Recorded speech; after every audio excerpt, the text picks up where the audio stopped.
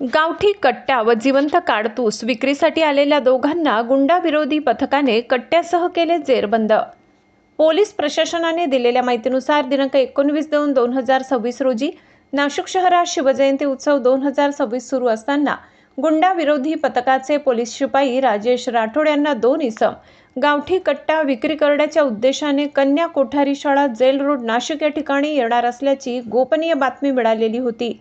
सदर बातमी त्यांनी गुंडाविरोधी पथकाचे प्रभारी अधिकारी पोलीस उपनिरीक्षक संदीप पवार यांना सांगितली असता त्यांनी गुंडाविरोधी पथकाचे पोलीस अंमलदार यांच्यासह जेल रोड परिसरात सापळा रचला असता इंडियन ओव्हरसीज बँकेजवळ असलेल्या भिंतीलगत 2 संशयित इसम उभे असताना दिसले।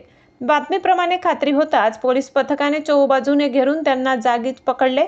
त्यांचे नाव राहुल उर्फ गोट्या प्रभाकर साठे, वय 32 वर्ष, राहणार साठेनगर सिन्नर फाटा नाशिक, व निशांत उत्तम सोनवणे, वय 35 वर्ष, राहणार रूम नंबर 5 सैलानी बाबाजवळ जेल रोड नाशिक। दोघांच्या ताब्यात विनापरवाना बेकायदेशीररित्या देशी बनावटीचा गावठी कट्टा, पिस्तूल आणि जिवंत काडतूस स्वतःच्या कब्जात बाळगताना तसेच ते विक्री करण्याच्या उद्देशाने आणले असल्याचे आढळून आल्याने त्यांच्या विरुद्ध नाशिक रोड पोलीस ठाणेस गुन्हे रजिस्टर नंबर 152/2026 भारतीय शस्त्र अधिनियम कलम 325, 525 प्रमाणे गुन्हा नोंद करण्यात आलाय। गुंडाविरोधी पथकाचे प्रभारी अधिकारी पोलीस उपनिरीक्षक संदीप पवार, पोलीस हवालदार विजयकुमार सूर्यवंशी, प्रदीप ठाकरे, सुनील आडके, अविनाश देवरे, पोलीस शिपाई अक्षय गांगुर्डे, राजेश राठोड, कल्पेश जाधव, दयानंद सोनवणे, घनश्याम महाले अशांनी यशस्वीरित्या केली आहे।